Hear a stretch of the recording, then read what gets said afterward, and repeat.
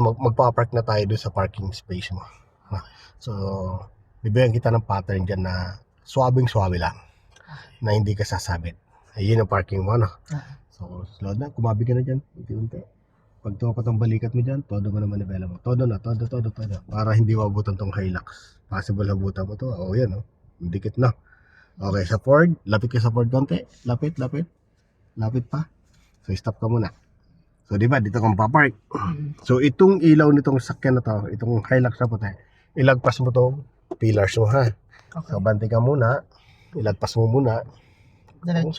Diretso muna. Diretso lang muna. Okay. Yan. Pag lumagpas na tong pillars na to dito sa ilaw niya, okay, lagpasin mo muna. Lagpas na, kumabig ka, papunta naman doon sa Suzuki. Huwag mong totodo masyado para hindi ka pumunta sa pader. Kasi ang intention mo lang, pumunta doon sa Suzuki na yon, doon sa anong yon. Doon banda ron. Na. Tapos, pag malapit na dyan, sumilip ka dito, makita mo lang yung aatrasan mo. Na. Sige, lapit pa doon. Okay na. Pwede na. Kita mo na ba dito? Hindi pa? Konti pa. O, sige. Ayan. Okay na. So, since napapunta tayo dito sa kanan, kumabig ka na ng kanan din, lagyan sa reverse, no? Kasi may space naman, no? Ngayon, pag atras mo dito ang attention mo.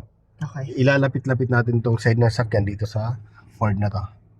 Eh, pag ramdam mong lumalapit masyado yan, gigitna mo lang manibela mo, no? So, sige, atras lang. Malaki yung space, no? Kailangan mailapit nga natin yung puwet ng sakyan mo dyan, eh. Yeah, sige pa. Kailangan mailapit natin dyan. So, malayo masyado. So, safe na safe to. So, magiging ano mo dyan, pwedeng sabitan mo lang, ayun nandun yung poste. Itong poste na to. Kaya, pag ramdam mo dito ang safe na, tingin doon, lalapit mo yung puwet mo dito. Okay. Atras. Go. Yan, safe na to. Wala ka ng problema. Huwag dyan ka na tumingin sa kaliwang mirror. Lapit-lapit. Pag hindi mo pa nakikita yung poste dyan at ramdam mo na malapit ka na, stop ka na. Yan, sige. Sabihin mo sa akin pag malapit na. Dito sa kanan, wala ka ng problema. Ano? Malapit ka na ba? Yan. Lapit na. So, todo manibela dyan sa kaliwa. Yan. Tapos drive. Yes po. Iaangat natin yan, eh. Yan. O, yan ka tumingin hanggang umangat lang. Tapos tingin ka sa unahan, syempre. Baka sa bangga ka na pala dun, ano? Kasi tingin mo sa unahan. Okay na. Todo mo na ulit sa kanan. Nalagay sa reverse. Then dyan ulit attention mo. Tapos sulyap ka rin sa kanan. No.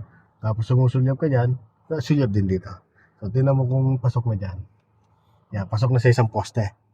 No, so ang abangan mo naman yung pangalawang poste. Yun na doon yung may tubo. Kailangan lumabas yun. Okay. Diretso. Pero pag masigit pa rin, abanti ka, ha. Huwag mo titipirin yung ano, yung spacing. Yan, lumabas na, malapit na. Hindi pa. Kaya, pantay na. O, gitna mo na. 1 and 2, then reverse ka na lang. No. Okay, so dito, wala na problema. Pantay na. Tapos dyan, solve ng problema mo. No. Magalan mo lang, syempre, magalan mo.